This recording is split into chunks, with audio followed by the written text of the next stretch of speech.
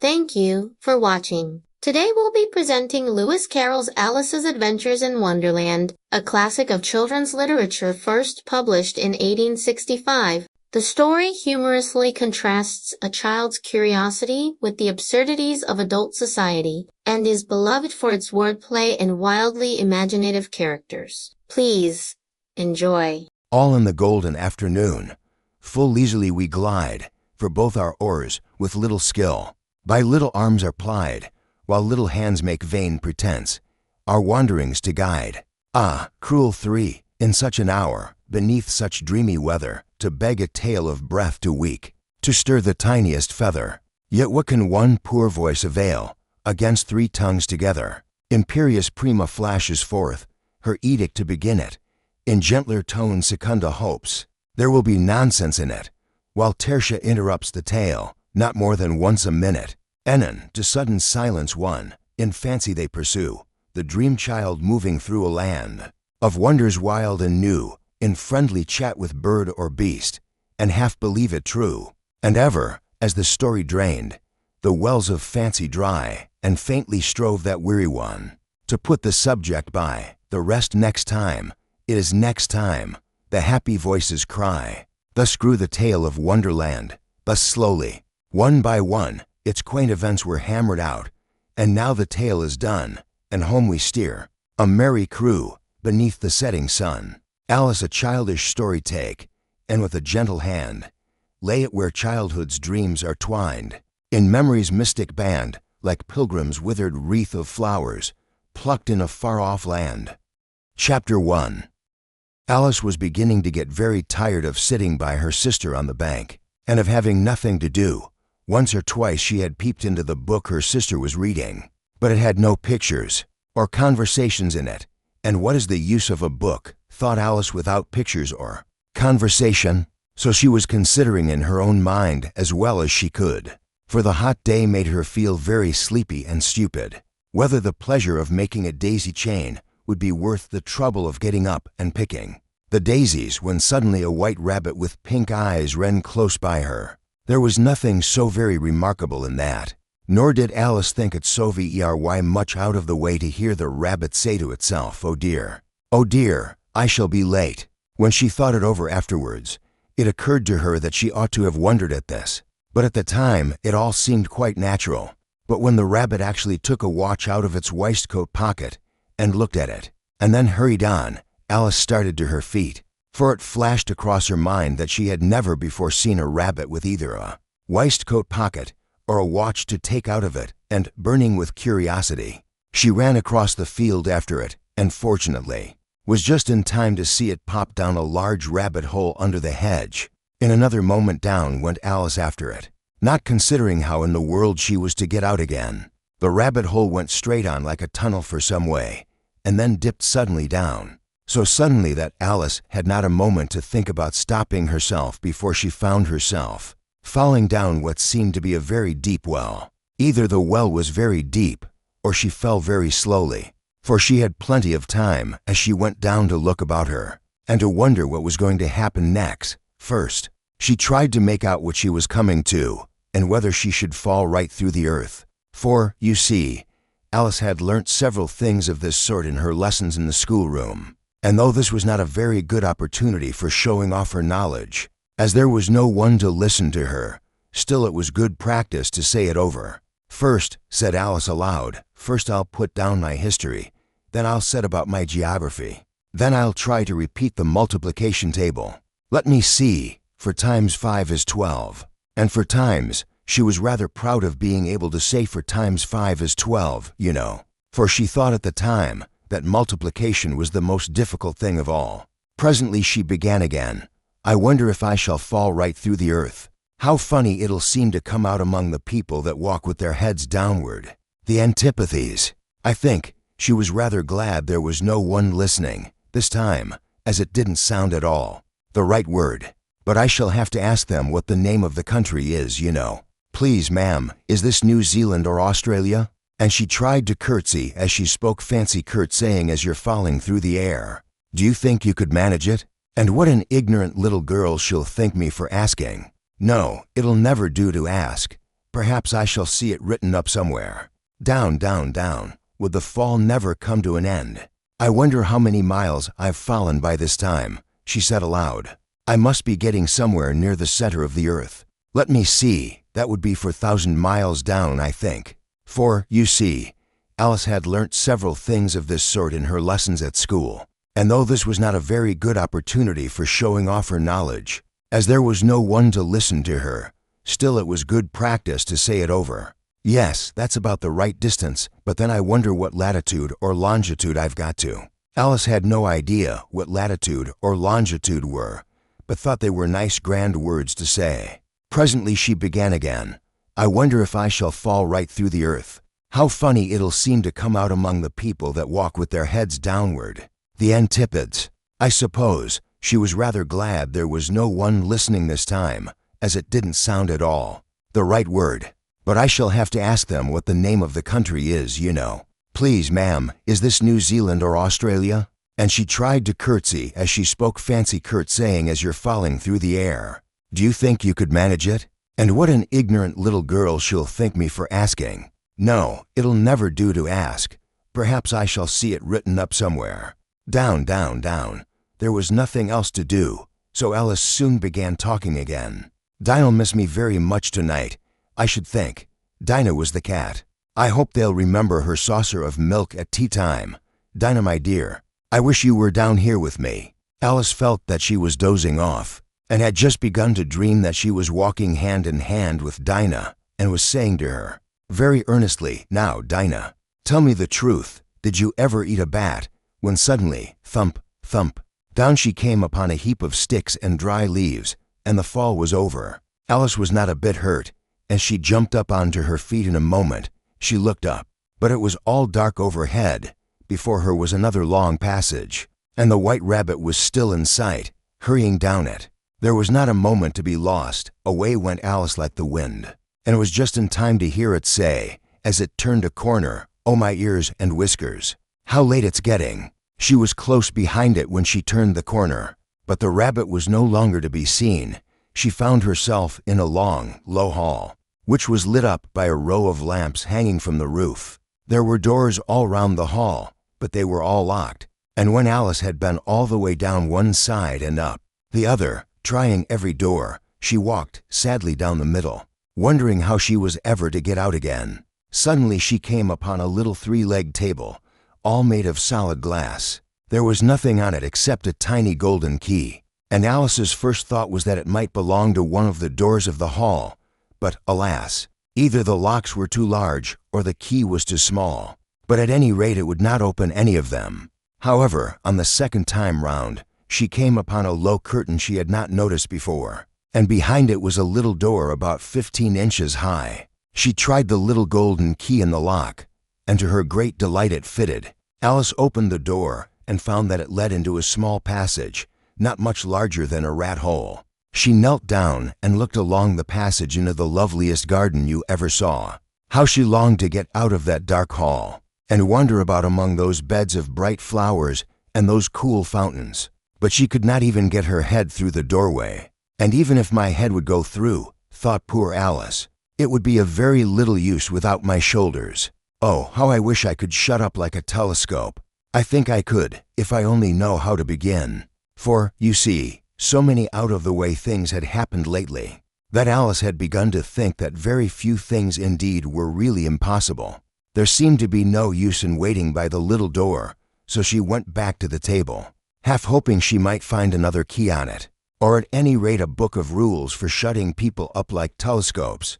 This time she found a little bottle on it, which certainly was not here before, said Alice, and round the neck of the bottle was a paper label, with the words "Drink Me" beautifully printed on it in large letters. It must have been left here by the rabbit, she said to herself, and as it's written "Drink Me," I suppose I ought to, and so she gulped it down in a moment. What a curious feeling, said Alice, I must be shutting up like a telescope. And so it was indeed. She was now only 10 inches high, and her face brightened up at the thought that she was now the right size for going through the little door into that lovely garden. First, however, she waited for a few minutes to see if she was going to shrink any further. She felt a little nervous about this. For it might end, said Alice to herself, in my going out altogether, like a candle. I wonder what I should be like then. And she tried to fancy what the flame of a candle is like after the candle is blown out, for she could not remember ever having seen such a thing. After a while, to her great disappointment, she found that she had not grown any smaller, and when she had looked down at her hands and feet, and found that she was now only 10 inches high, she again set off for the little door. But, alas, the little door was too small for her, although her head and shoulders and arms went through it, and she could see into the loveliest garden, and she tried her best to get through. But it was no use. She could not possibly get her head and shoulders together through the door. Well, thought Alice, after such a fall as this, I shall think nothing of tumbling downstairs. How brave they'll all think me at home. Why, I wouldn't say anything about it, even if I fell off the top of the house, which was very probable, But I must be kind to Dinah, she said to herself, or perhaps she won't be kind to me. Let me see, shall I go and get a little ring for Dinah? No, that would not be the right thing to do in the circumstances. Besides, what would be the use of a ring to Dinah? She's only a cat. So she set to work and soon found out how to manage it. She took up a little table horn, which she found on the top of the table on the second shelf, and began to pull it as if it had been a handle, at which it yielded, and forthwith she found that she could slide up and down a long smooth tube, quite like the barrel of a telescope, and so, by putting one foot on the end of the handle and pulling it up, she could easily draw herself through the little door. But soon she found that she had left her gloves and fan on the shelf above, and she began to grow vexed at being so careless, and now I shall have to go back again for them, she said to herself, and that will be very silly indeed, after all. So she put her hand into her pocket, and found a little box of comfits which she had taken out of a larger box by mistake.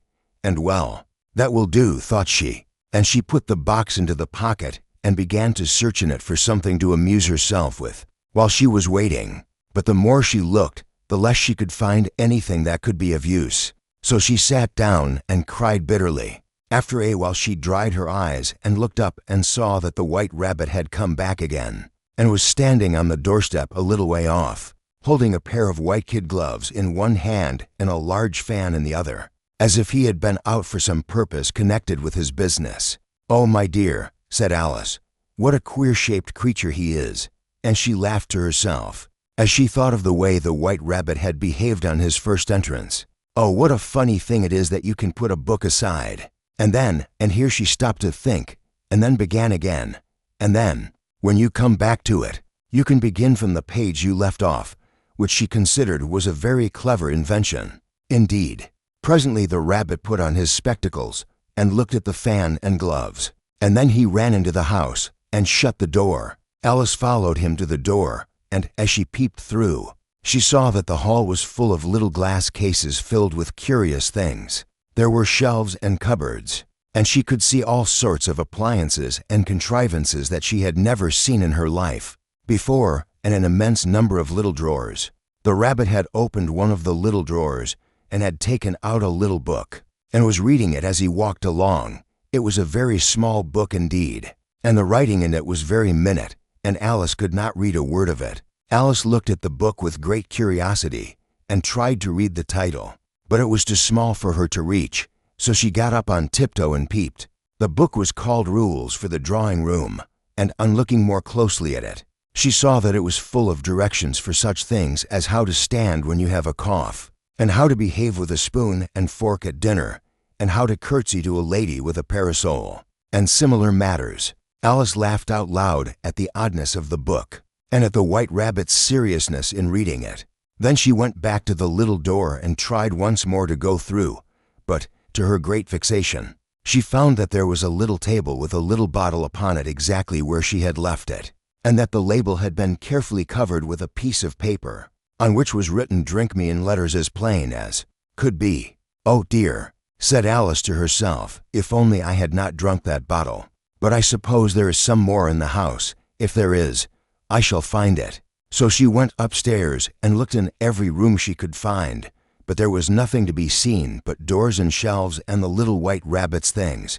so she went back to the table and sat down on the floor. She was just going to put the little bottle to her lips again and swallow it, when she heard a voice saying, "Alice, Alice," and she started and looked up and saw that a little girl, her sister, was standing beside her, and that the room was not real after all, but just a dream.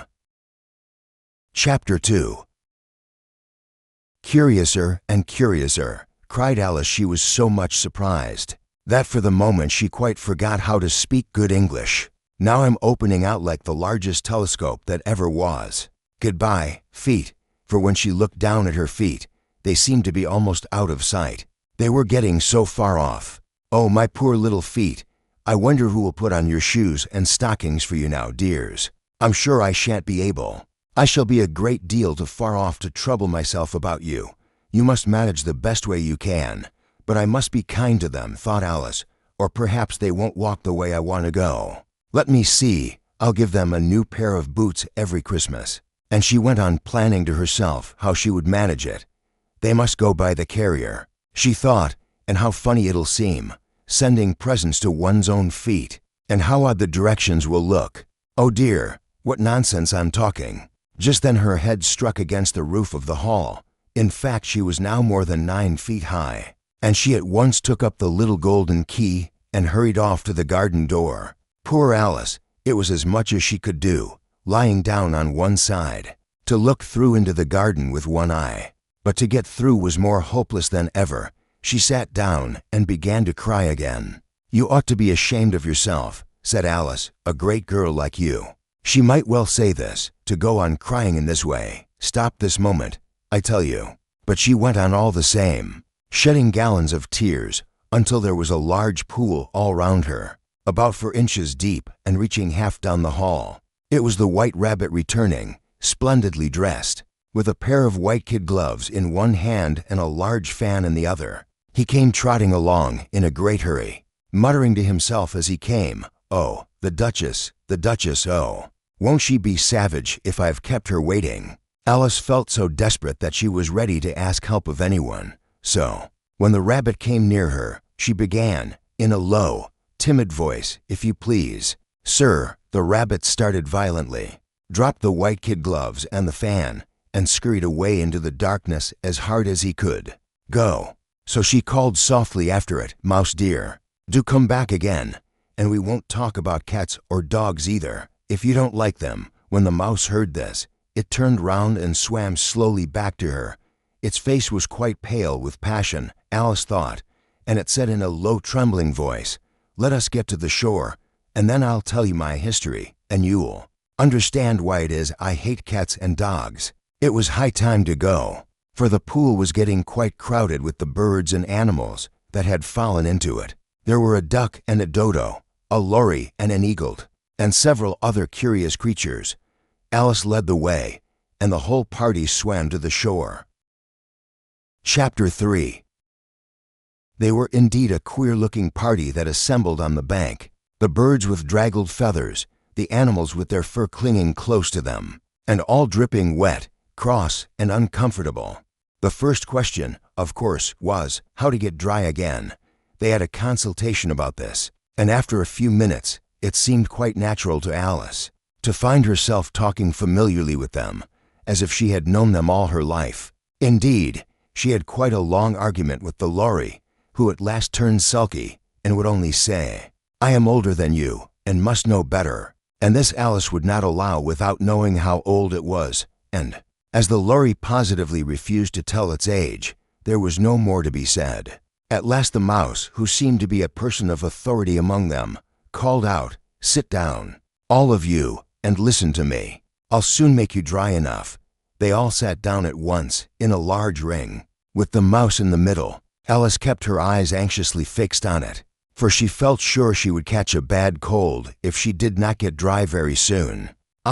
Said the mouse with an important air. "Are you all ready? This is the driest thing I know. Silence all round, if you please." William the Conqueror, whose cause was favored by the Pope, was soon submitted to by the English, who wanted leaders, and had been of late much accustomed to usurpation and conquest. Edwin and Morcar, the Earls of Mercia and Northumbria. Ugh, said the Lory with a shiver. "I beg your pardon," said the Mouse, frowning. "But very politely did you speak." "Not I," said the Lory hastily. "I thought you did," said the Mouse. "I proceed. Edwin and Mercar, the Earls of Mercia and Northumbria, declared for him, and even Stigand. The patriotic Archbishop of Canterbury found it advisable." "Found what?" said the Duck. "Found it," the Mouse replied rather crossly. "Of course you know what it means." "I know what it means well enough. When I find a thing," said the Duck, "it's generally a frog or a worm. The question is, what did the Archbishop find?" The Mouse did not notice this question, but hurriedly went on. "Found it advisable to go with Edgar Atheling to meet William and offer him the crown. William's conduct at first was moderate, but the insolence of his Normans. How are you getting on now, my dear?" it continued, turning to Alice as it spoke. "As wet as ever," said Alice in a melancholy tone. "It doesn't seem to dry me at all." "In that case," said the Dodo solemnly, rising to its feet, "I move that the meeting adjourn, for the immediate adoption of more energetic remedies." "Speak English," said the Eagle. "I don't know the meaning of half those long words, and what's more, I don't believe you do either." And the Eagle bent down its head to hide a smile. Some of the other birds tittered audibly. "What I was going to say," said the Dodo in an offended tone, "was that the best thing to get us dry would be a caucus race." "What is a caucus race?" said Alice, not that she wanted much to know. But the Dodo had paused as if it thought that somebody ought to speak, and no one else seemed inclined to say anything. "Why," said the Dodo, "the best way to explain it is to do it, and as you might like to try the thing yourself some winter day, I will tell you how the Dodo managed it. First it marked out a racecourse, in a sort of circle. The exact shape doesn't matter, it said. And then all the party were placed along the course, here and there. There was no 1, 2, 3, and away, but they began running when they liked, and left off when they liked, so that it was not easy to know when the race was over. However, when they had been running half an hour or so, and were quite dry again, the Dodo suddenly called out the race is over, and they all crowded round it, panting, and asking, 'But who has won?' This question the Dodo could not answer without a great deal of thought, and it sat for a long time, with one finger pressed upon its forehead, the position in which you usually see Shakespeare in the pictures of him, while the rest waited in silence. At last the Dodo said, 'Everybody has won, and all must have prizes. But who is to give the prizes?' Quite a chorus of voices asked. 'Why, she, of course,' said the Dodo, pointing to Alice with one finger, and the whole party at once crowded round her, calling out in a confused way, 'Prizes! Prizes!' Alice had no idea what to do, and in despair she put her hand in her pocket, and pulled out a box of comfits. Luckily the salt water had not got into it, and handed them round as prizes. There was exactly one apiece, all round. But she must have a prize herself, you know," said the Mouse. "Of course." The Dodo replied very gravely. "What else have you got in your pocket?" he went on, turning to Alice. "Only a thimble," said Alice sadly. "Hand it over here," said the Dodo. Then they all crowded round her once more, while the Dodo solemnly presented the thimble, saying, "We beg your acceptance of this elegant thimble." And when it had finished this short speech, they all cheered.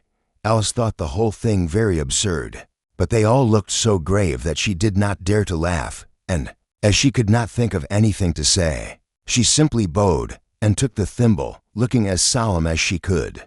The next thing was to eat the comfits. This caused some noise and confusion, as the large birds complained that they could not taste theirs, and the small ones choked and had to be patted on the back. However, it was over at last, and they sat down again in a ring, and begged the Mouse to tell them something more. "You promised to tell me your history, you know," said Alice, "and why it is you hate C&D. She added in a whisper, half afraid that it would be offended again. "Mine is a long and a sad tale," said the Mouse, turning to Alice and sighing. "It is a long tale, certainly," said Alice, looking down with wonder at the Mouse's tail. "But why do you call it sad?"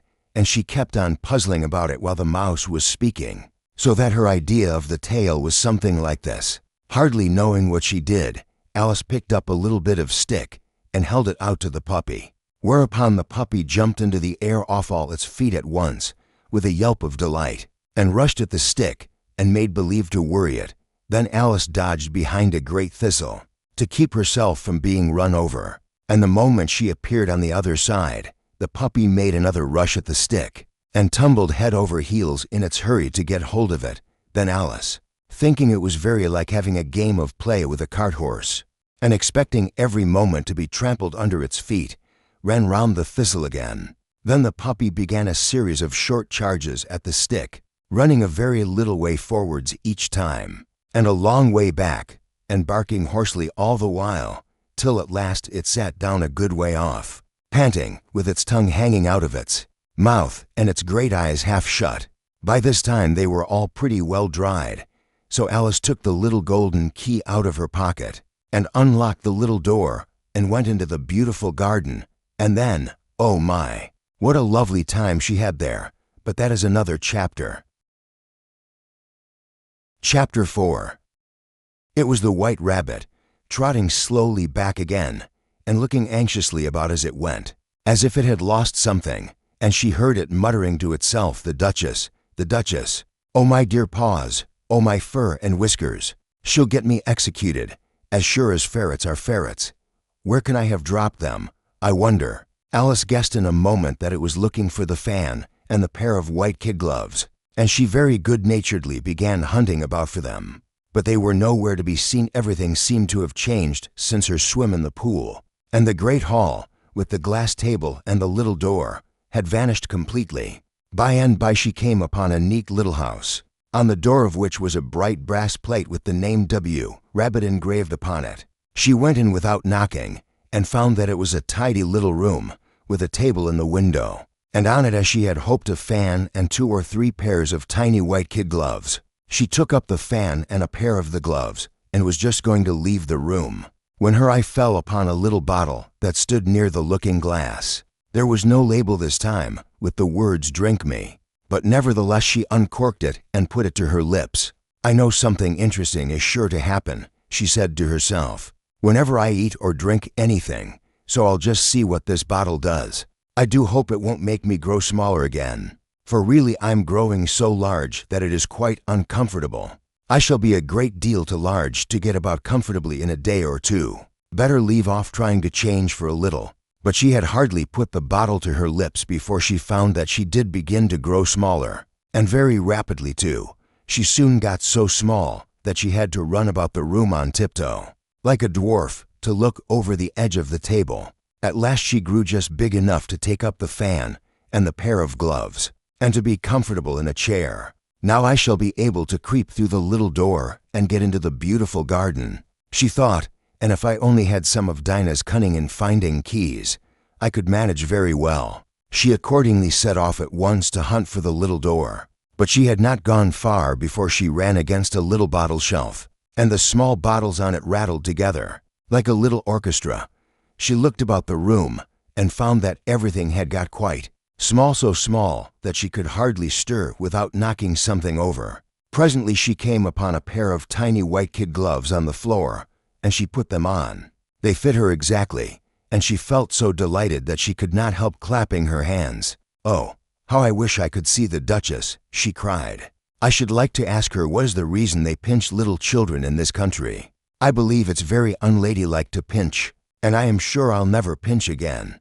For Alice had once been pinched herself by a child, and she did not like it. At this moment there was a rumbling and scuffling overhead, as if someone were coming upstairs in a great hurry. "Mary Ann, Mary Ann," said a voice, "fetch me my gloves this moment."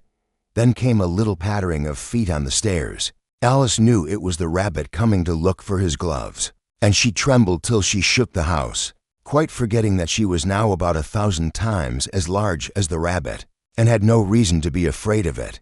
Now then," cried a voice, "what's to be done with her? Someone bring me a hammer." "Here, here," cried someone else, "bring the pokers and the tongs." "No, no," said somebody, "you don't understand the business at all. She's something very like that. Bring the pokers and the tongs." "Oh, Mary Ann, poor thing," said a voice, "what a dreadful sight. She's leaning against the door, Alice felt rather frightened at the noise, and she crept close to the wall to get out of the way. She wanted very much to see who was coming, for she had never seen a duchess yet, and she was rather curious. Presently the door opened, and in rushed the mouse, all in a flurry, and it began running round and squeaking, and making a fuss of every sort.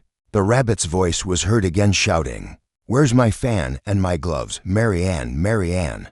And there was a great deal of running to and fro. At last the room seemed to fill with people, and Alice heard one say, "Bring her to the Duchess immediately," and another say, "She's a baby, don't be afraid of her," and a third say, "Bring the knife, bring a little bill," a bill being a cutting instrument used in those days. And soon they set to work upon her. Alice could do nothing but cry, for the sight of them all in such a hurry frightened her terribly. And as she tried to make them hear her, she found her voice no louder than a mouse's. "Please, please," she cried, "it's only me. I didn't mean any harm." But they could not hear her, and they went on with their hammering and sawing and cutting. "What's to be done with the baby?" said one. "We must bring it to the Duchess directly." "Yes, yes," said another. "The Queen will be pleased to see her. Oh, it will be a delight for the King to have such a sweet little baby. She'll be a very good baby," said someone else, and they all laughed.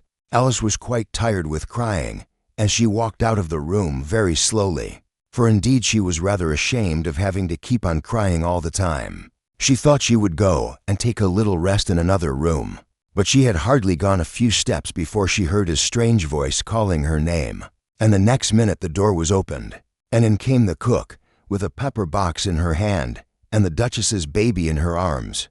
The cook had a face like a squashed mushroom, and she looked quite dreadful as she bustled about.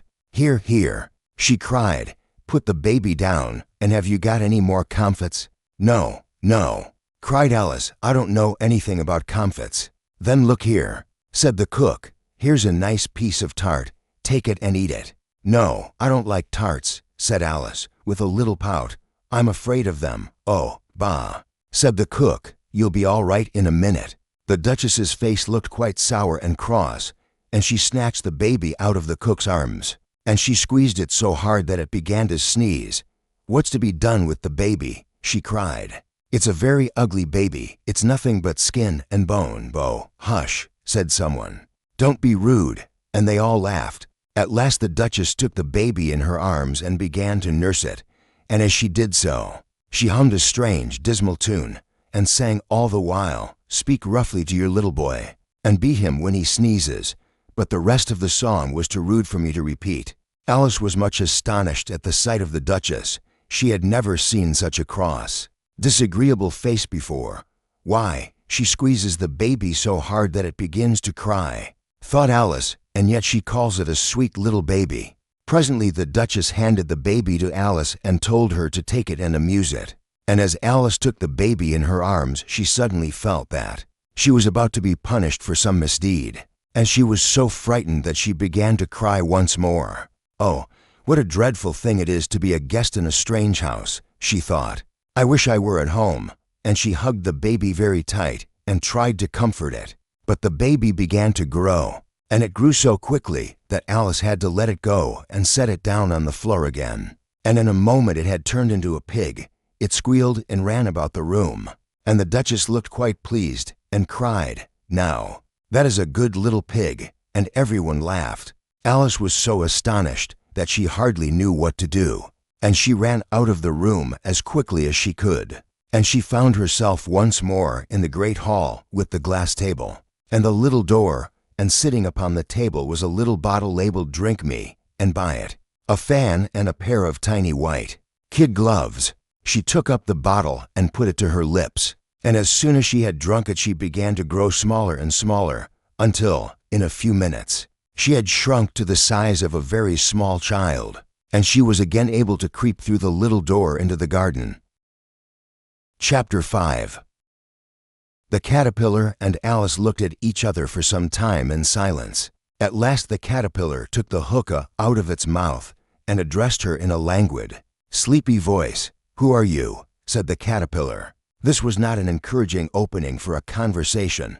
Alice replied, rather shyly, I hardly know, sir. Just at present at least I know who I was when I got up this morning. But I think I must have been changed several times since then." "What do you mean by that?" said the caterpillar sternly. "Explain yourself." "I can't explain myself. I'm afraid, sir," said Alice, "because I'm not myself, you see." "I don't see," said the caterpillar. "I'm afraid I can't put it more clearly," Alice replied very politely, "for I can't understand it myself to begin with, and being so many different sizes in a day is very confusing." "It isn't," said the caterpillar. "Well, perhaps you haven't found it so yet," said Alice. "But when you have to turn into a chrysalis you will some day. You know, and then after that into a butterfly. I should think you'll feel it a little queer, won't you?" "Not a bit," said the caterpillar. "Well, perhaps your feelings may be different," said Alice. "All I know is, it would feel very queer to me." "You," said the caterpillar contemptuously.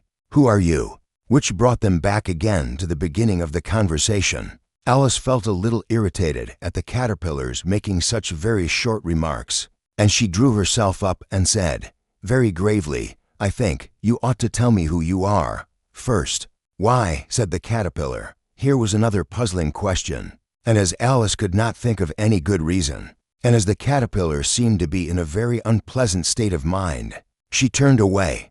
"Come back," the caterpillar called after her. "I've something important to say." This sounded promising. Certainly, Alice turned and came back again. "Keep your temper," said the caterpillar. "Is that all?" said Alice, swallowing down her anger as well as she could. "No," said the caterpillar. Alice thought she might as well wait, as she had nothing else to do, and perhaps after all it might tell her something worth hearing. For some minutes it puffed away without speaking, but at last it unfolded its arms, took the hookah out of its mouth again, and said, "So you think you're changed, do you?" "I'm afraid I am, sir," said Alice. "I can't remember things as I used, and I don't keep the same size for 10 minutes together." "Can't remember what things?" said the caterpillar. "Well, I've tried to say how doth the little busy bee, but it all came different," Alice replied in a very melancholy voice. "Repeat, you are old." "Father William," said the caterpillar. Alice folded her hands and began. "You are old, Father William," the young man said, "and your hair has become very white, and yet you incessantly stand on your head. Do you think, at your age, it is right?" "In my youth," Father William replied to his son, "I feared it might injure the brain, but now that I'm perfectly sure I have none, why, I do it again and again." "You are old," said the youth, "as I mentioned before, and have grown most uncommonly fat. Yet you turned a back somersault in at the door. Pray, what is the reason of that?" "In my youth," said the sage, as he shook his gray locks, "I kept all my limbs very supple. By the use of this ointment 1 shilling the box. Allow me to sell you a couple." "You are old," said the youth, "and your jaws are too weak for anything tougher than suit. Yet you finished the goose with the bones and the beak. Pray, how did you manage to do it?" "In my youth," said his father, "I took to the law and argued each case with my wife, and the muscular strength which it gave to my jaw has lasted the rest of my life." "You are old," said the youth. "One would hardly suppose that your eye was as steady as ever, yet you balanced an eel on the end of your nose. What made you so awfully clever?" "I have answered 3 questions, and that is enough," said his father. "Don't give yourself airs. Do you think I can listen all day to such stuff? Be off, or I'll kick you downstairs." "That is not said right," said the caterpillar. "Not quite right, I'm afraid," said Alice timidly. "Some of the words have got altered. It is wrong from beginning to end," said the caterpillar decidedly, and there was silence for some minutes. The caterpillar was the first to speak. "What size do you want to be?" it asked. "Oh, I'm not particular as to size," Alice hastily replied. "Only 1. Doesn't like changing so often, you know." "I don't know," said the caterpillar. Alice said nothing. She had never been so much contradicted in her life before, and she felt that she was losing her temper. "Are you content now?" said the caterpillar. "Well, I should like to be a little larger, sir, if you wouldn't mind," said Alice. 3 inches is such a wretched height to be." "It is a very good height indeed," said the caterpillar angrily, rearing itself upright as it spoke. "It was exactly 3 inches high, but I'm not used to it. pleaded poor Alice in a piteous tone, and she thought of herself. "I wish the creatures wouldn't be so easily offended. You'll get used to it in time," said the caterpillar, and it put the hookah into its mouth and began smoking again. This time Alice waited patiently until it chose to speak again. In a minute or two the caterpillar took the hookah out of its mouth and yawned once or twice, and shook itself. Then it got down off the mushroom and crawled away in the grass, merely remarking as it went, "One side will make you grow taller, and the other side will make you grow shorter." "One side of what? The other side of what?" thought Alice to herself. "Of the mushroom," said the caterpillar, just as if she had asked it aloud, and in another moment it was out of sight. Alice remained looking thoughtfully at the mushroom for a minute, trying to make out which were the two sides of it, and as it was perfectly round. She found this a very difficult question, however. At last she stretched her arms round it as far as they would go, and broke off a bit of the edge with each hand. "And now which is which?" she said to herself, and nibbled a little of the right-hand bit to try the effect. The next moment, she felt a violent blow underneath her chin.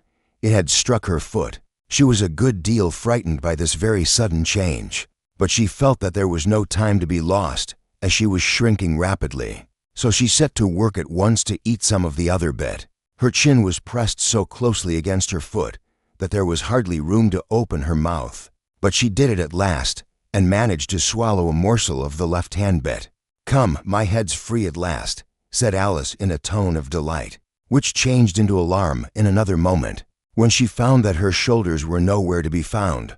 All she could see, when she looked down, was an immense length of neck, which seemed to rise like a stalk out of a sea of green leaves that lay far below her. "What can all that green stuff be?" said Alice. "And where have my shoulders got to? And oh, my poor hands, how is it I can't see you?" She was moving them about as she spoke, but no result seemed to follow, except a little shaking among the distant green leaves, as there seemed to be no chance of getting her hands up to her head. She tried to get her head down to them, and was delighted to find that her neck would bend about easily in any direction, like a serpent. She had just succeeded in curving it down into a graceful zigzag, and was going to dive in among the leaves, which she found to be nothing but the tops of the trees under which she had been wandering, when a sharp hiss made her draw back in a hurry. A large pigeon had flown into her face, and was beating her violently with its wings. "Serpent!" screamed the pigeon. "I'm not a serpent," said Alice indignantly. "Let me alone, serpent, I say again," repeated the pigeon, but in a more subdued tone, and added with a kind of sob, "I've tried every way, and nothing seems to suit them. You're looking for eggs, I know that well enough, and what does it matter to me whether you're a little girl or a serpent?" "It matters a good deal to me," said Alice hastily, "but I'm not looking for eggs, as it happens, and if I was, I shouldn't want yours. I don't like them raw." "Well, be off then," said the pigeon in a sulky tone, as it settled down again into its nest. Alice crouched down among the trees as well as she could, for her neck kept getting entangled among the branches, and every now and then she had to stop and untwist it. After a while she remembered that she still held the pieces of mushroom in her hands, and she set to work very carefully, nibbling first at one and then at the other, and growing sometimes taller and sometimes shorter, until she had succeeded in bringing herself down to her usual height. It was so long since she had been anything near the right size that it felt quite strange at first, but she got used to it in a few minutes and began talking to herself as usual. "Come, there's half my plan done now. How puzzling all these changes are. I'm never sure what I'm going to be, from one minute to another. However, I've got back to my right size. The next thing is to get into that beautiful garden. How is that to be done? I wonder."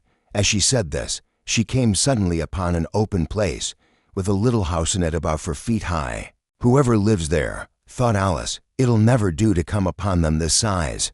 Why? I should frighten them out of their wits." So she began nibbling at the right-hand bit again, and did not venture to go near the house till she had brought herself down to 9 inches high. Chapter 6. For a minute or two she stood looking at the house, and wondering what to do next, when suddenly a footman in livery came running out of the wood. She considered him to be a footman, because he was in livery. Otherwise, judging by his face only, She would have called him a fish and rapped loudly at the door with his knuckles. It was opened by another footman in livery, with a round face and large eyes like a frog, and both footmen, Alice noticed, had powdered hair that curled all over their heads.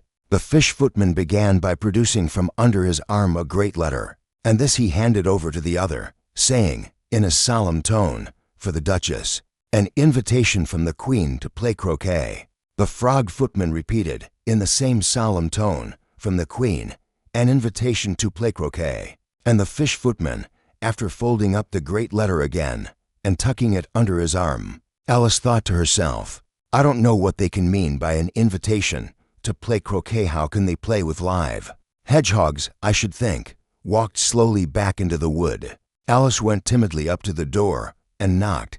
There's no sort of use in knocking, she thought, and that for two reasons. First, because I'm not at all sure what sort of people live in this house, but secondly, because they're sure to know who I am, and that I'm only a little girl, and they'll be sure to tell me to go away. However, the house was by no means empty, for there were a great many people inside, and Alice could hear them talking in the kitchen. The door was opened by a large housemaid, with a great cap on her head and a very long gown. She looked at Alice with the most perfect unconcern, and, without saying a word, led her into the kitchen. The cook was standing before a great cauldron, stirring very briskly with a large ladle. There was a heap of pepper on the floor, and the cook kept sneezing and waving her handkerchief about. Oh, how I wish I was in California, said Alice to herself. There's certainly too much pepper in this kitchen, and she began sneezing too. Come and see the Duchess, said the housemaid. And Alice was led through a passage into a room where the Duchess was sitting upon a three-legged stool nursing a baby. The baby was kicking and squalling in a most distressing way. Here's a new child for you, said the housemaid. Hold it while I fetch the baby's supper. And she left the room. The Duchess had a very sour face, and she squeezed the baby so violently that it sneezed and made a noise like a trumpet. If you don't mind, said the Duchess to Alice, I shall be glad to see you play with my baby. I should very much like to, said Alice politely, but I'm afraid I don't know quite how to manage a baby. You have not seen him long, said the Duchess, but he's a good child, and he's very fond of being held. I don't like the look of the child, said Alice to herself. He's exactly like a pig. She said it to herself, for she could not help it. It's very rude to say so, thought she, but I really can't help thinking what he is like. While she was speaking to herself in this manner, the cook came back with a plate of soup and set it before the Duchess. The cook had a face like a squashed mushroom, and she went on sneezing and stirring the soup and sprinkling a great deal of pepper into it. There's certainly too much pepper in that soup, said Alice again. And the cook sneezed so violently that the whole kitchen was filled with sneezes. Speak roughly to your little boy and beat him when he sneezes, sang the Duchess in a low voice. And the baby sneezed again and turned into a little pig with a squeak and ran out of the room. The Duchess laughed a little and said, I thought it would, and looked so pleased that Alice felt quite uncomfortable. Alice was so startled that she made a little rush forward to catch hold of the pig, but it ran away and vanished in an instant through the little door into the garden. Then Alice, finding herself still in the room, felt rather vexed at being so foolish. Well, said she to herself, if babies turn into pigs, I don't see why other things shouldn't do the same. And she looked again at the Duchess, who was now talking to the cook. Why am I to be punished for nothing, said the Duchess, and why, if I don't pinch the baby, am I to be called a bad nurse? Because, my dear, said the cook, there's too much pepper in the soup. It's the Duchess's fault, said the housemaid in a low tone. She squeezes the baby so hard. She'll only squeeze his nose if he cries, said one of the other servants, and that's the only way to make him stop. Alice heard all these remarks and was very much bewildered. She thought she would go and look for the pig, and if she could catch it, she would have it for a playfellow. So she ran after it into the garden. In the garden she met the Cheshire Cat sitting in a tree, grinning from ear to ear. Would you tell me, please, which way I ought to go from here, said Alice. That depends a good deal on where you want to get to, said the cat. I don't much care where, said Alice. Then it doesn't matter which way you go, said the cat. So long as I get somewhere, Alice added as an explanation. Oh, you're sure to do that, said the cat, and vanished. Alice waited a little, wondering where it had gone to, and then, seeing the Cheshire Cat appear again, she said, If you please, sir, I should like to know why your grin is so large. It's a Cheshire Cat, said the cat, and that's why. I didn't know that Cheshire Cats always grinned. In fact, I didn't know that cats could grin, said Alice. They all can, said the Duchess, and most of them do. I don't know of any that do. Alice said politely. You don't know much, said the Duchess, and that's a fact. I'm sure I don't know which way to go to get to the Queen's croquet ground, said Alice. You'll see me there, said the cat, and vanished. Then she saw the cat appear again on the branch of the tree, and it began talking to her and the Duchess at once. By the way, what became of the baby, said the cat. I'd nearly forgotten to ask. It turned into a pig, said Alice, very quietly. I thought it would, said the cat, and vanished. Alice, who had been listening, began to feel very sleepy, and she went back to the house. On the way she met the fish footman, who was walking very slowly and sadly, carrying under his arm the great letter that he had left on the doorstep. Is your master at home? Asked Alice. No, he's gone to the Queen, said the fish footman. Then I should like to go too, said Alice. So should I, said the fish footman, for I'm very fond of going to the Queen. And they went off together. Chapter 7. There was a table set out under a tree in front of the house, and the March Hare and the Hatter were having tea at it. A dormouse was sitting between them, fast asleep, and the other two were using it as a cushion, resting their elbows on it and talking over its head. Very uncomfortable for the dormouse, thought Alice, only as it's asleep, I suppose it doesn't mind. The table was a large one, but the three were all crowded together at one corner of it. No room. No room, they cried out when they saw Alice coming. There's plenty of room, said Alice indignantly, and she sat down in a large armchair at one end of the table. Have some wine, the March Hare said in an offended tone.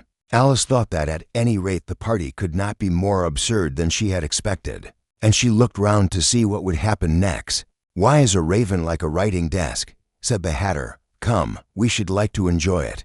If you please, said Alice with a sigh, but I think they might do something better with their time than ask riddles that have no answers. If you knew time as well as I do, said the Hatter, you would not talk about wasting it.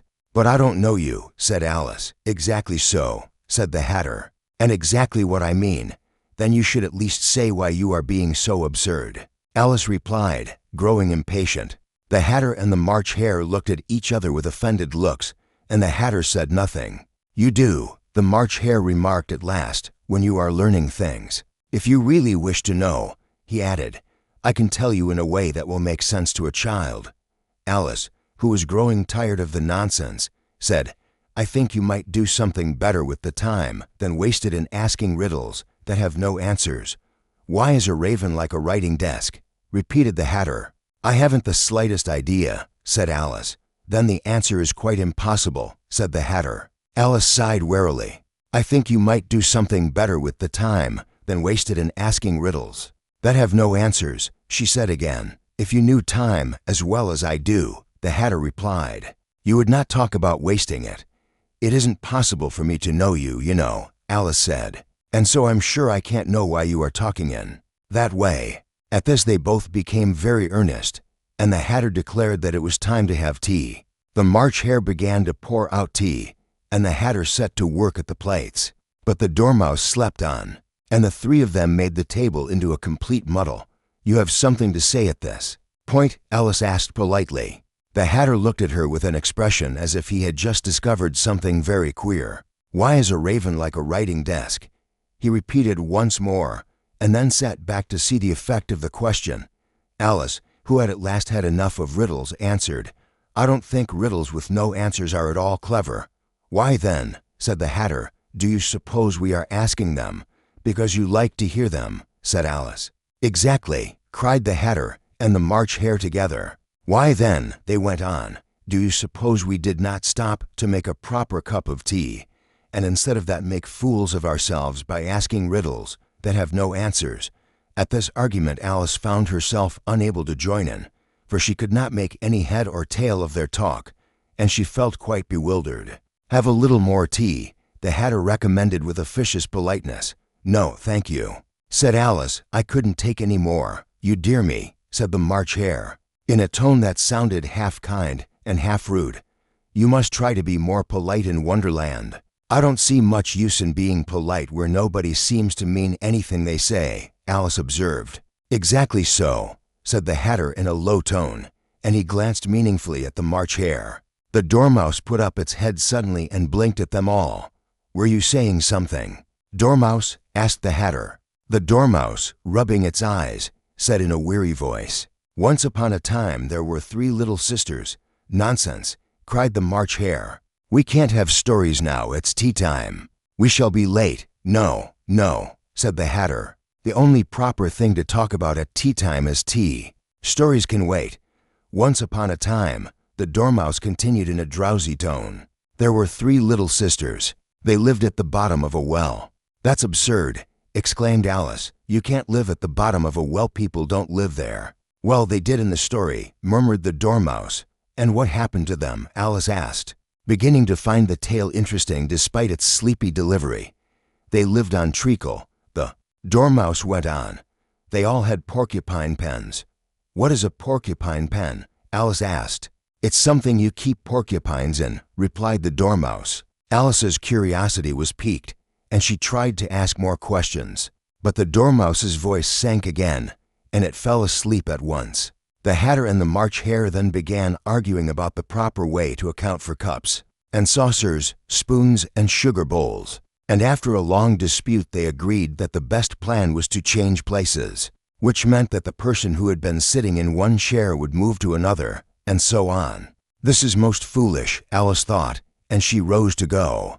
But as she rose, the March Hare called out to her, "You had better remember that in Wonderland nobody ever gets anywhere by staying still." Alice laughed at this and stepped down from her seat. The Dormouse woke with a start and looked about wildly. "Why are you getting up?" it asked. "I am going home," Alice answered. "Impossible," cried the March Hare. "We haven't finished our tea yet." Alice smiled, and after another moment's conversation, the party broke up in as bewildering a fashion as it had begun, with the Hatter and the March Hare continuing their endless disputes and the Dormouse dozing contentedly in the middle. Chapter 8. The Queen had only one way of settling all difficulties, great or small. "Off with his head," she said, without even looking round. It was this fearful tone of command that caused them to all look round and all to look quite pale. Alice, however, was nothing astonished. "She's nothing but a pack of cards," said Alice, and she thought of the story of the 3 gardeners who planted a tree and tried to make it grow by cutting off the head of every man who looked at it.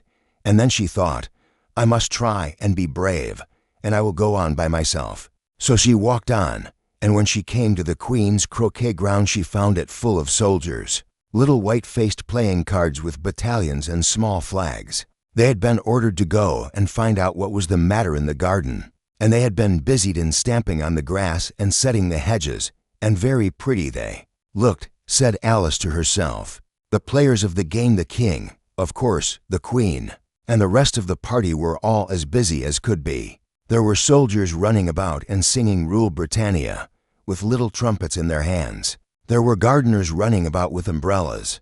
There were horses that had been ordered to be gamboling, and there were hedgehogs for balls, and live flamingos being used as mallets, and soldiers as scorekeepers, altogether a most extraordinary, confusing sight. Alice thought it would be a good idea to approach the players and ask for a game. She went up to the Queen and made a low courtesy. "Would you like to play croquet with me?" she asked, very politely.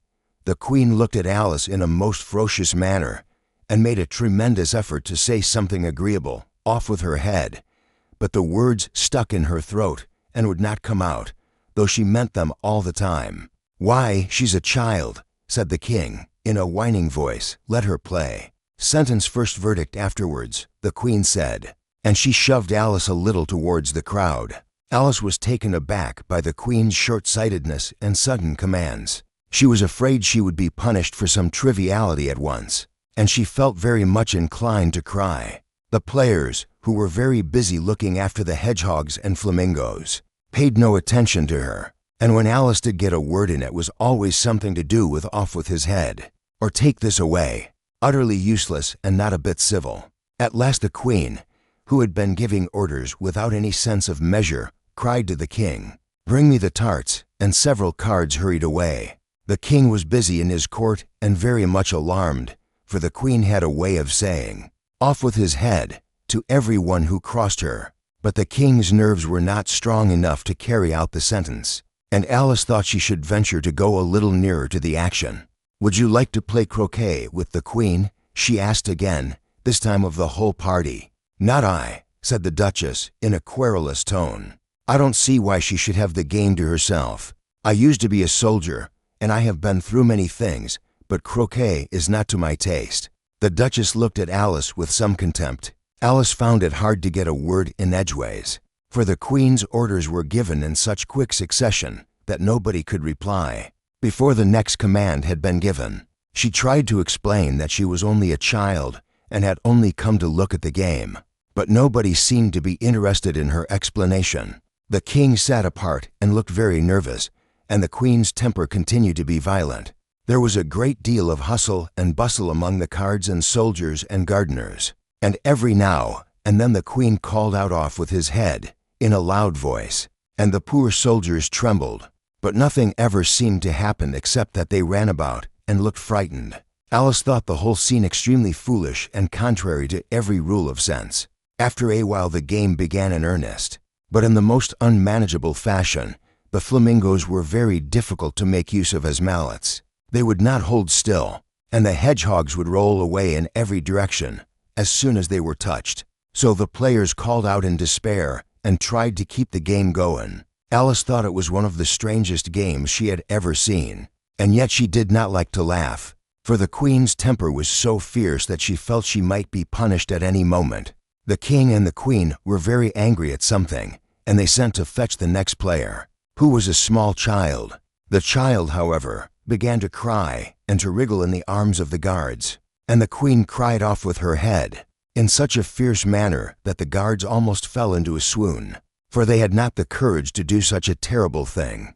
They merely looked about for someone else to do the deed.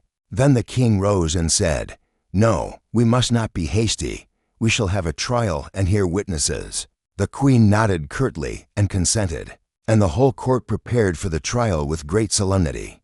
The whole court assembled, and the procession began, Alice following the queen and the king, and the soldiers marching in a melancholy fashion.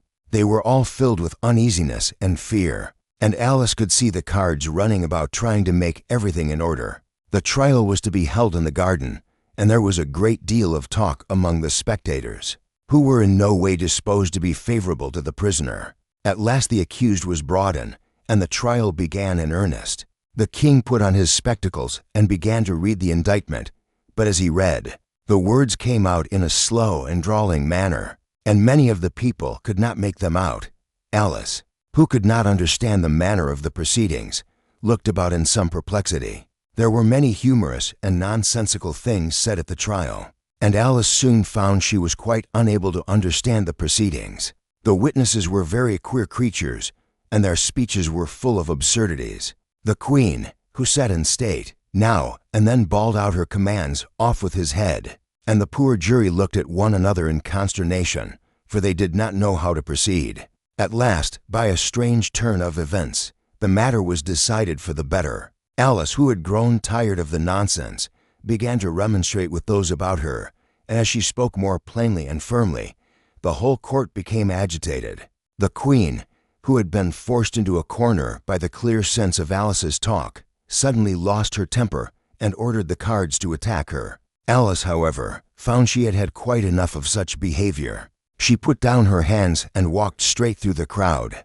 The cards immediately rose up in a tumult and flew at her like a shower of cards. Alice, who had been prepared, shook them off and woke up, and found that she had been dreaming. The garden, the croquet ground, and the queen all had faded away into nothingness, and she was awake in the real world once more. Chapter 9. So they went up to the Mock Turtle, who looked at them with large eyes full of tears, but said nothing. "This here young lady," said the Gryphon, "she wants for to know your history." "She do. I'll tell it her," said the Mock Turtle in a deep, hollow tone. "Sit down, both of you, and don't speak a word till I've finished." So they sat down, and nobody spoke for some minutes. Alice thought to herself, "I don't see how he can even finish if he doesn't begin." But she waited patiently. "Once," said the Mock Turtle at last, with a deep sigh, "I was a real turtle." "What do you mean by real?" said Alice. "Why, perhaps you don't know what a—" Here the Mock Turtle began, and the Gryphon put in, "A yell of life fowl, with a long drawn-out cry, like a groan." "No, no," said the Mock Turtle. "I mean I was a real turtle, as opposed to a mock turtle." "Why did you call him Tortoise, if he wasn't one?" Alice asked. "We called him Tortoise because he taught us," said the Mock Turtle angrily. "Really, you are very dull. You ought to be ashamed of yourself for asking such a simple question," added the Gryphon. And then they both sat silent and looked at poor Alice, who felt ready to sink into the earth. At last the Gryphon said to the Mock Turtle, "Drive on, old fellow. Don't be all day about it." And he went on in these words, "Yes, we went to school in the sea, though you mayn't believe it." "I never said I didn't," interrupted Alice. "You did," said the Mock Turtle. "Hold your tongue," added the Gryphon. Before Alice could speak again, the Mock Turtle went on. "We had the best of educations, in fact. We went to school every day." "I've been to a day school, too," said Alice. "You needn't be so proud as all that." "With extras?" asked the Mock Turtle a little anxiously. "Yes," said Alice. "We learned French and music." "And washing?" said the Mock Turtle. "Certainly not," said Alice indignantly. "Ah, then yours wasn't a really good school," said the Mock Turtle in a tone of great relief. "Now at ours they had at the end of the bill French, music, and washing extra." "You couldn't have wanted it much," said Alice, "living at the bottom of the sea." "I couldn't afford to learn it," said the Mock Turtle with a sigh. "I only took the regular course." "What was that?" inquired Alice. "Reeling and writhing, of course, to begin with," the Mock Turtle replied. "And then the different branches of arithmetic ambition, distraction, uglification, and derision." "I never heard of uglification," Alice ventured to say. "What is it?" The Gryphon lifted up both its paws in surprise. "What, never heard of uglifying?" it exclaimed. "You know what to beautify is, I suppose." "Yes," said Alice doubtfully. "It means to make anything prettier."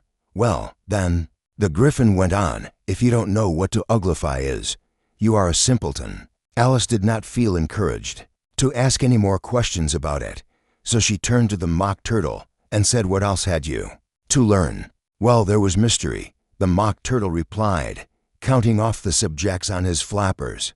"Mystery, ancient and modern, with seography." Then drawling, the drawling master was an old conger-eel that used to come once a week. He taught us drawling, stretching, and fainting in coils. "What was that like?" said Alice. "Well, I can't show it you myself," the Mock Turtle said. "I'm too stiff." And the Gryphon never learnt it. "Hadn't time," said the Gryphon. "I went to the classics master, though. He was an old crab. He was— I never went to him," the Mock Turtle said with a sigh. "He taught laughing and grief, they used to say." So he did," said the Gryphon, sighing in his turn, and both creatures hid their faces in their paws. "And how many hours a day did you do lessons?" said Alice, in a hurry to change the subject.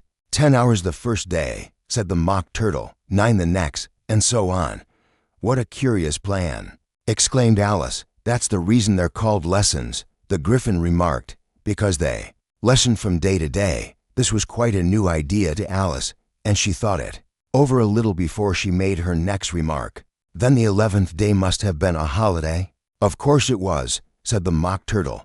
"And how did you manage on the 12th? Alice went on eagerly. "That's enough about lessons," the Gryphon interrupted in a very decided tone. "Tell her something about the games now." The Mock Turtle sighed deeply and drew the back of one flapper across his eyes. He looked at Alice and tried to speak, but for a minute or two sobs choked his voice. "Same as if he had a bone in his throat," said the Gryphon, and it set to work shaking him and punching him in the back. At last the Mock Turtle recovered his voice, and with tears running down his cheeks, he went on again. You may not have lived much under the sea, I haven't, said Alice, and perhaps you were never even introduced to a lobster. Alice began to say. I once tasted, but checked herself hastily, and said no, never, so you can have no idea what a delightful thing a lobster quadrille is. No, indeed, said Alice. What sort of a dance is it? Why, said the Gryphon, you first form into a line along the seashore. 2 lines, cried the Mock Turtle, seals, turtles, salmon, and so on. Then when you've cleared all the jellyfish out of the way, that generally takes some time, interrupted the Gryphon. You advance twice, each with a lobster as a partner, cried the Gryphon. Of course, the Mock Turtle said, advance twice, set to partners, change lobsters, and retire in same order, continued the Gryphon. Then, you know, the Mock Turtle went on, you throw the lobsters, shouted the Gryphon, with a bound into the air, as far out to sea as you can, swim after them, screamed the Gryphon. Turn a somersault in the sea, cried the Mock Turtle, capering wildly about. Change lobsters again, yelled the Gryphon at the top of its voice. Back to land again, and that's all the first figure, said the Mock Turtle, suddenly dropping his voice, and the 2 creatures, who had been jumping about like mad things all this time, sat down again very sadly and quietly, and looked at Alice. It must be a very pretty dance, said Alice timidly. Would you like to see a little of it, said the Mock Turtle. Very much indeed, said Alice. Come, let's try the first figure, said the Mock Turtle to the Gryphon. We can do without lobsters, you know, which shall sing. Oh, you sing, said the Gryphon. I've forgotten the words. So they began solemnly dancing round and round Alice, every now and then treading on her toes when they passed too close, and waving their forepaws to mark the time, while the Mock Turtle sang this, very slowly and sadly. Beautiful soup. Who cares for fish, game, or any other dish? Who would not give all else for 2? Pennyworth only of beautiful soup. Pennyworth only of beautiful soup. Beautiful soup. Beautiful soup. Soup of the evening. Beautiful, beautiful soup. Chorus again, cried the Gryphon, and the Mock Turtle had just begun to repeat it, when a cry of the trial's beginning was heard in the distance. Chapter 10. The Mock Turtle sighed deeply and drew the back of one flapper across his eyes.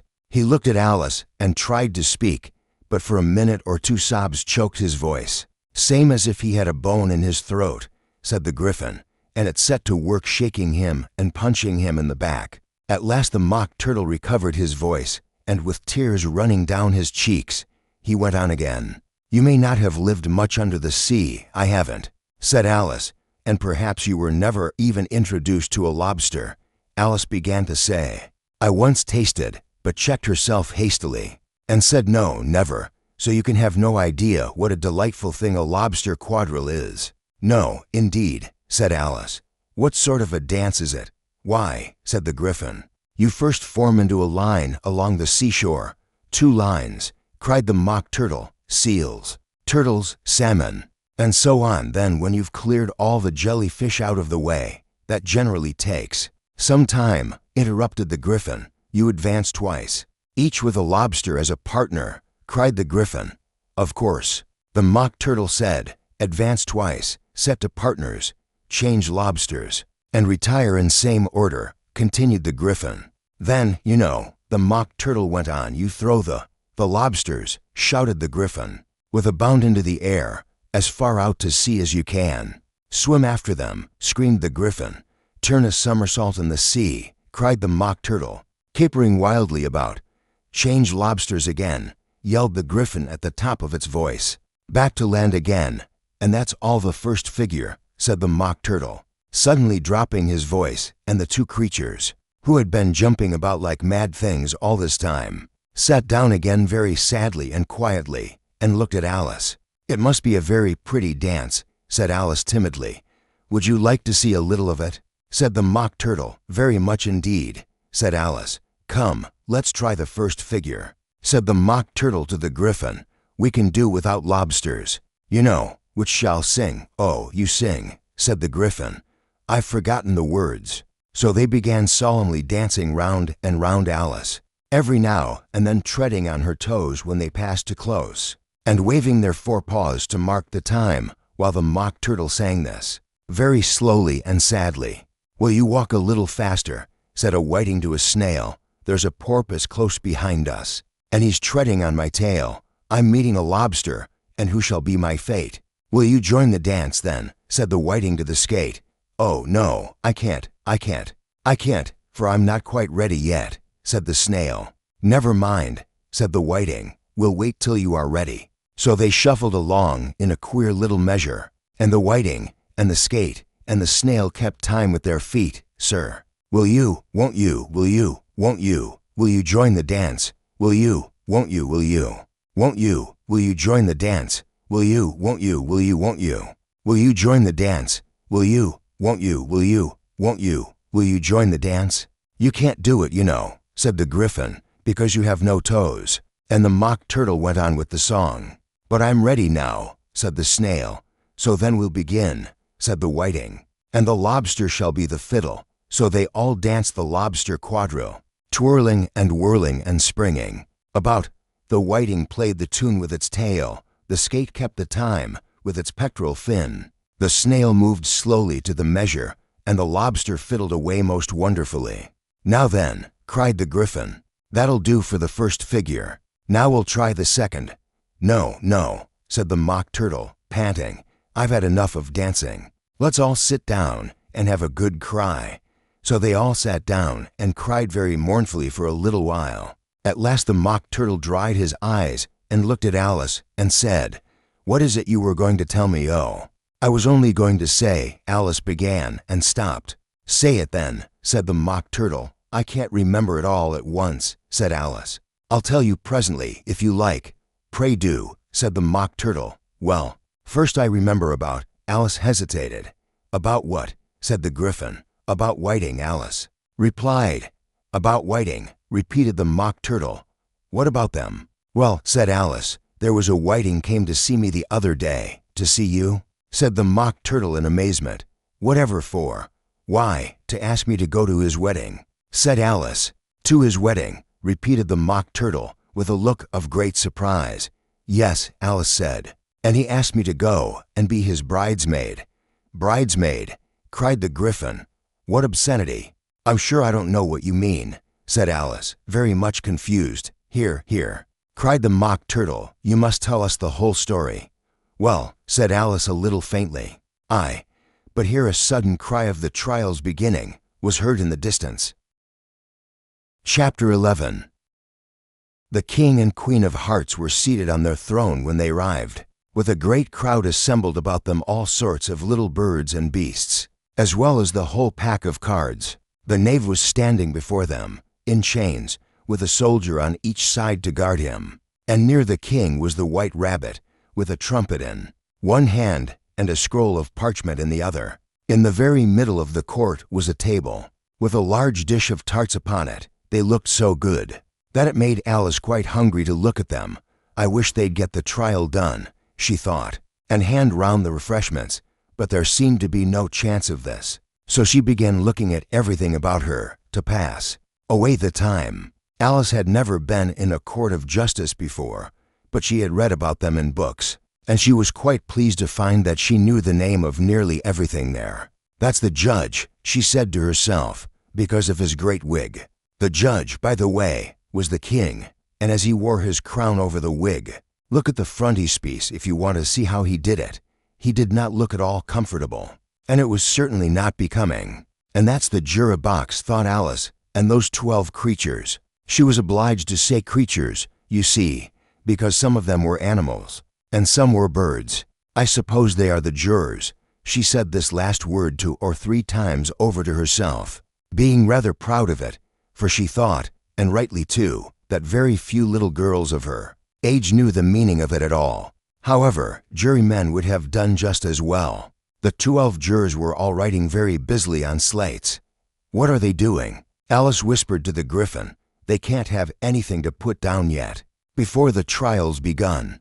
"They're putting down their names," the Griffin whispered in reply, for fear they should forget them before the end of the trial. "Stupid things," Alice began in a loud, indignant voice, but she stopped hastily, for the white rabbit cried out, Silence in the court, and the king put on his spectacles and looked anxiously round to make out who was talking. Alice could see, as well as if she were looking over their shoulders, that all the jurors were writing down stupid things on their slates, and she could even make out that one of them didn't know how to spell stupid, and that he had to ask his neighbor to tell him. A nice muddle their slates'll be in before the trial's over, thought Alice.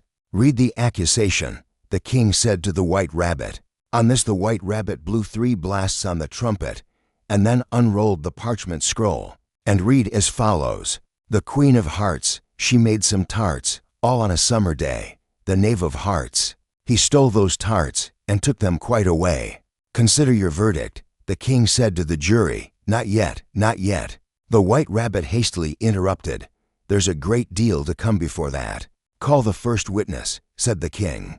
And the White Rabbit blew 3 blasts on the trumpet, and called out, in a tone of trepidation, First witness, the king's messenger, the White Rabbit. The White Rabbit hurriedly fumbled over the list, and read out, First witness, the Hatter. And the Hatter was afraid of being considered a very important personage, with a wig and a crown upon his head, and the White Rabbit read and read, until the Hatter was called and came. The Hatter was then called into court, and the White Rabbit went on to read the evidence. The Hatter began his testimony with a great deal of hesitation, and the king kept interrupting him with remarks like, Yer, what did you do? And yer, how many tarts did you see? And so on. The Hatter's evidence was so confused that nobody could make head or tail of it, and when he had done, the king said, Call the next witness. The next witness was the Dormouse, who was fetched, very sleepy, and put upon the table, and pinched by the queen. The Dormouse mumbled something about treacle and porcupines, and was soon excused. After him came the cook, who sneezed and threw things about, and then the Duchess, who was very cross, and sang snatches of rude songs. The evidence, as it was given, seemed all mixed up with nonsense, and the court often broke out into laughter or confusion. At one point the White Rabbit read a paper which was found in the knave's pocket. The paper was full of verses, nonsense verses, and the king thought it a key to the whole affair, and read them over aloud, trying to make them fit the case. The verses made less and less sense as the trial went on, and Alice grew more and more impatient with the proceedings. Let the jury consider their verdict, the king repeated for the 20th time, and the queen cried out, Sentence first, verdict afterwards. Stuff and nonsense, said Alice loudly. The idea of having the sentence first. Hold your tongue, said the queen, turning purple. I won't, said Alice. Off with her head, the queen shouted at the top of her voice. Who cares for you, said Alice. She had grown to her full size by this time. You're nothing but a pack of cards. At this the whole pack rose up into the air, and came flying down upon her. She gave a little scream, half of fright and half of anger, and tried to beat them off, and found herself lying on the bank, with her head in the lap of her sister, who was gently brushing away some dead leaves that had fluttered down from the trees upon her face. Oh, I've had such a curious dream, said Alice, and she told her sister, as well as she could remember them, all these strange adventures of hers that you have just been reading about. And when she had finished, her sister kissed her, and said, It was a curious dream, dear. Certainly, but now run into your tea, it's getting late. So Alice got up and ran off, thinking while she ran, as well she might, what a wonderful dream it had been. Chapter 12.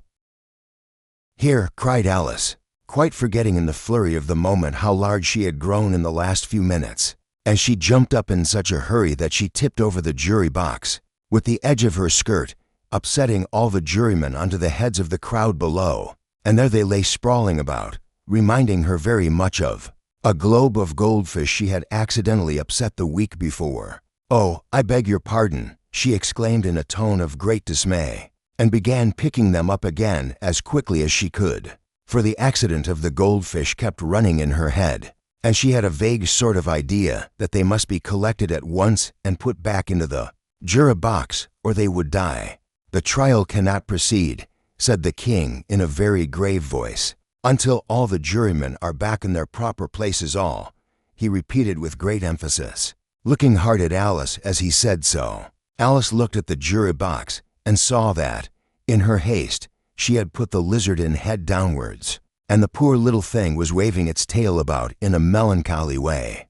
Being quite unable to move, she soon got it out again, and put it right. Not that it signifies much, she said to herself. I should think it would be quite as much use in the trial one way up as the other. As soon as the jury had a little recovered from the shock of being upset, and their slates and pencils had been found and handed back to them, they set to work very diligently to write out a history of the accident, all except the lizard, who seemed too much overcome to do anything but sit with its mouth open, gazing up into the roof of the court.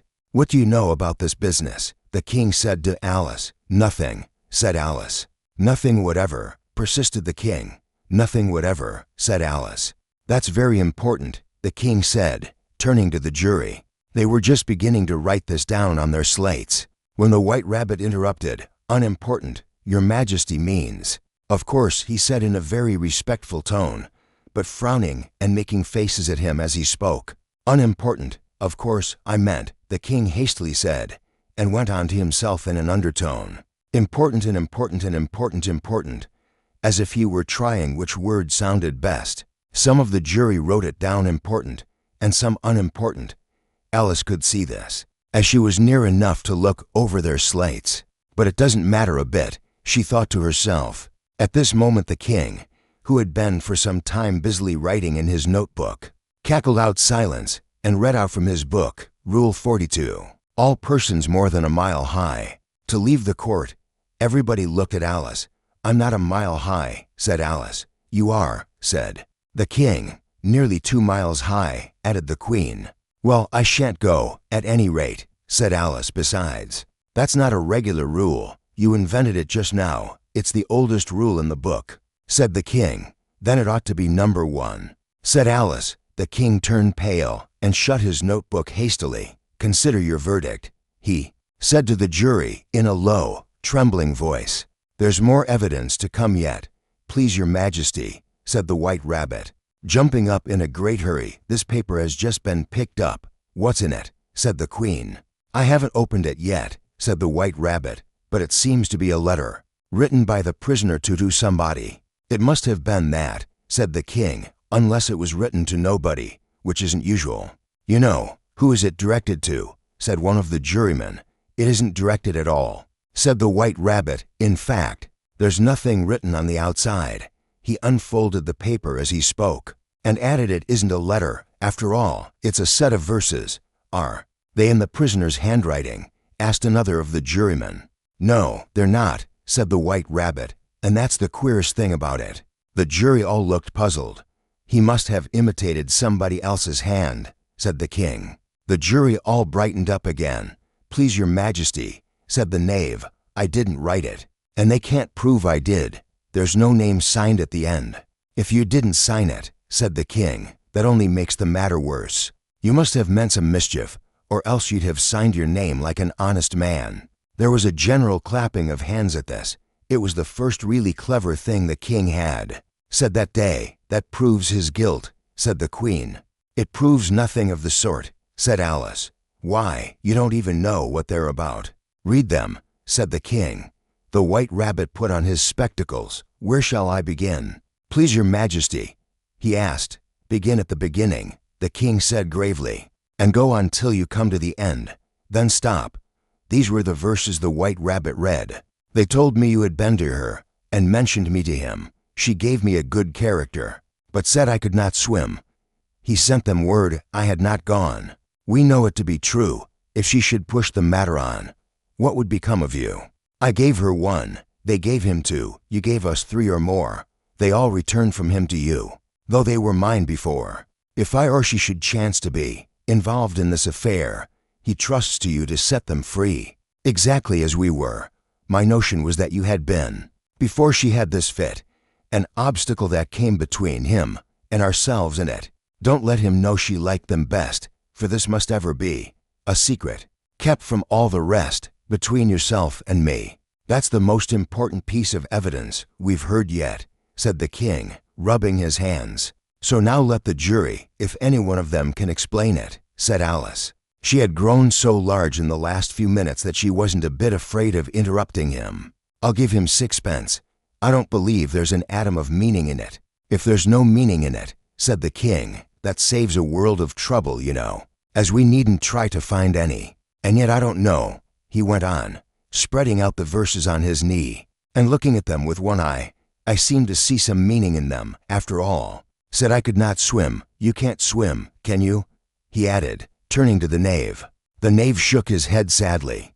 "Do I look like it?" he said, which he certainly did not, being made entirely of cardboard. "All right, so far," said the king, and he went on muttering over the verses to himself. "We know it to be true. That's the jury, of course. I gave her 1. They gave him to. Why, that must be what he did with the tarts, you know. But it goes on, they all returned from him to you," said Alice. "Why, there they are," said the king triumphantly, pointing to the tarts on the table. "Nothing can be clearer than that. Then again, before she had this fit, you never had fits, my dear, I think," he said to the queen. "Never," said the queen furiously, throwing an inkstand at the lizard as she spoke. The unfortunate little Bill had left off writing on his slate with one finger, as he found it made no mark, but he now hastily began again, using the ink that was trickling down his face, as long as it lasted. "Then the words don't fit you," said the king, looking round the court with a smile. There was a dead silence. "It's a pun," the king added in an offended tone, and everybody laughed. "Let the jury consider their verdict," the king said, for about the 20th time that day. "No, no," said the queen. "Sentence first, verdict afterwards." "Stuff and nonsense," said Alice loudly.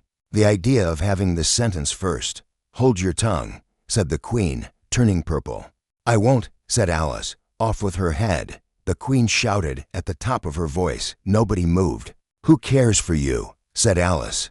She had grown to her full size by this time.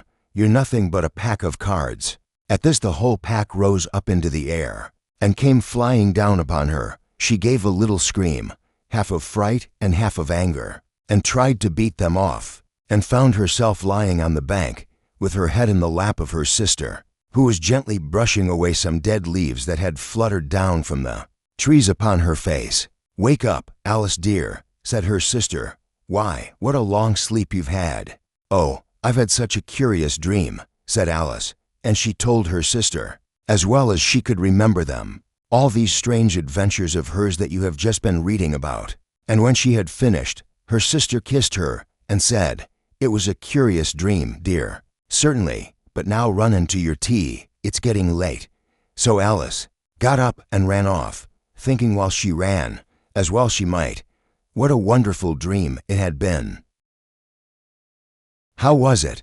In the final chapter, Alice wakes from her dream and returns to everyday life. Throughout the story, we witness an exploration of identity, played out through changes in size and the persistent misunderstandings of meaning, and a nonsensical satire of adult society of the time, its authority, its courts, and its customs.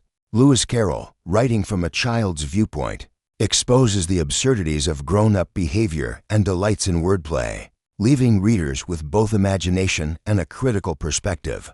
The ending provides a gentle resolution, yet the afterglow of the dream keeps the audience poised between reality and fantasy.